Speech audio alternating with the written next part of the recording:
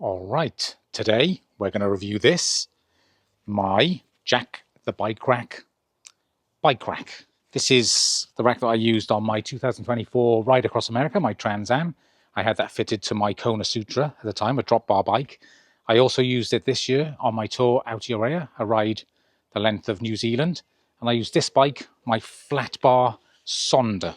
First of all, I think I'll show you what it comes with and maybe fit it so you can see how it goes together.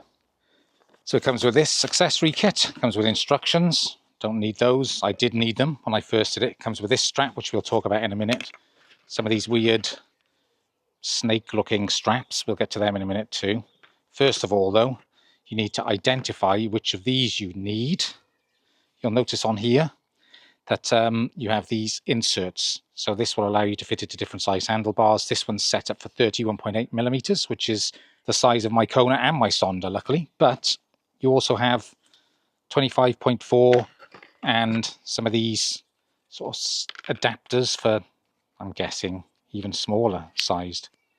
Once you've chosen them, though, and set it up, they stay on the rack. So you don't have to mess around with those until you change bike. Let's put it on the handlebars. So you simply sit it over your handlebars, either side of your stem, and then push down,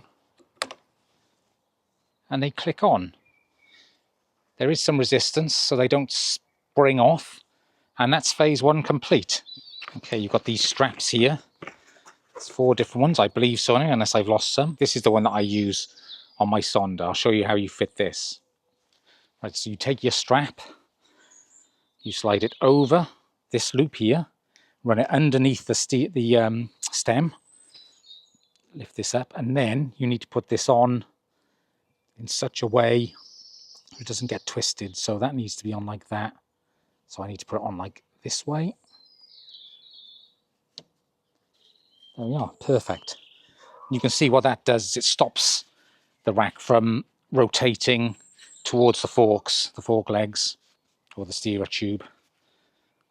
Phase 1, 2, phase 2. Next step, take this strap, thread that through there,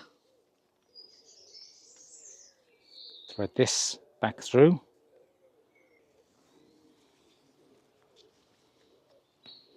like that, and send it through here. I mean, I hope this is right. It's the way I do it anyway. Then you send it back round, so the back of the stem there, call it the stem, it's the steering tube, isn't it? Then you send it back out here through your clasp and pull it tight. Then you'll see what that does is pull everything towards the steering tube. So you've got one strap stopping it going that way and one way pulling it that way. The result is that it's very, very sturdy, very solid. So you can see the angle I have mine. It is tilted upwards, and I guess it should be probably a little lower than that, but it worked well for me. So, showed earlier, it comes with these straps here, and it has 1, 2, there, 2, 3, 4 of these sort of loops here, and that means you can mount pretty much anything to this. I've never done it, but here I got a dry bag, and I would guess, let's see how well it works, like that. Route it round out there. So you could use for lace straps as well, but these things are pretty cool. They just lock like that. If you did it the other way as well.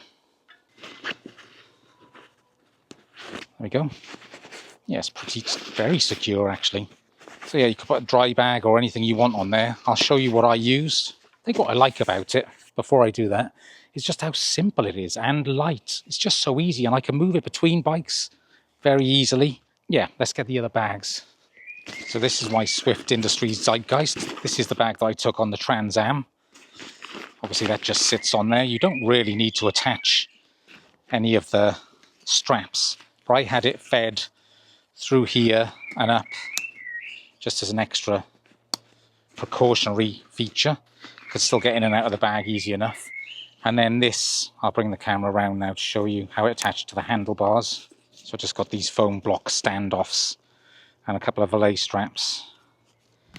So I had them cinched on like this. See it better on this side really. And as simple as that. That now is on there and is never going to come off. I love this bag. There's a review of this on the channel somewhere. Maybe we'll put a link. Swift Industries Zeitgeist. Great bag. The other one I use, my new one, is this. So it's more like a rando bag, I think. But the beauty of this one is it has straps underneath and I can strap it onto the rack. I'll show you now. As you can see here, I've threaded each of these straps through the eyelets and I can put the bag on top, run it round the back and cinch it up.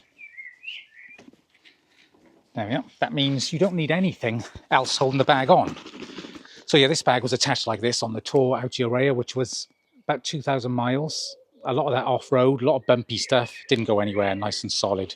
This is designed to go in a basket really, this bag. But as you can see, you don't need to when you use it with the Jack the Bike Rack. Incidentally, I'll be doing a review of this soon. It's an outer shell 137. And I wanted this because I like the way it opens this way and I can get all my filming gear all the time. It's a good bag, really good bag. So this is all Velcro. You can take this, whatever you call it, base or something. Maybe gives you a bit more flexibility. There is a little bit of lateral movement to this, but I don't mind, you know, and also it does spring a little bit. But for me, I'm carrying lots of expensive gear in here. It's almost like a bit of a suspension. So I could say that's a good thing. Anyway, I don't use the, I don't know what to call it, the thing I just took off, because I mount a light on here and I need this rail. So this is how I run mine. Great little rack. What a simple but well executed design. Right, we better go over a few stats. Weighs 730 grams with the straps on, which is 1.6 pounds. And the rack itself is made of 304 stainless steel, so it's not going to rust. You can get it in black or silver unfinished. It's officially rated to carry 5 kilos. They say that you could probably carry more, but you don't want to be carrying more than 5 kilos on that type of bag, or any front rack, I would have thought, unless it's through axle mounted, something like that. You need a 230mm minimum gap between the handlebar and the tyre, so it can fit in there okay. Cool thing about this, all the spares, all the components you can buy separately as well, which I really like. So, you know, if something breaks, you don't have to buy the whole thing. You don't have to chuck it out. You can keep it going. Cost-wise, we're looking at currently £76, which is about $100. And yeah, that's it really. For me, I love it. I think it's a great idea. When I went on the GDMBR, I didn't have this rack. I just had this bag. So I had this mounted directly to the handlebars and it was flopping around the back, and you can see the damage that was done to it by rubbing on the forks. Also, it was rubbing through the brake cable, so I had to replace that, and yeah, it was a bad idea. So that's why I bought the rack in the first place, just to keep it all stood off from the brake cables, shifter cables, and everything else really. I highly recommend it. I'm not sponsored. I bought this for my own money. I would like another one, so if you're watching this, whoever you are, I doubt your name's Jack, but I wish it was, then if you want to send me another one, then feel free.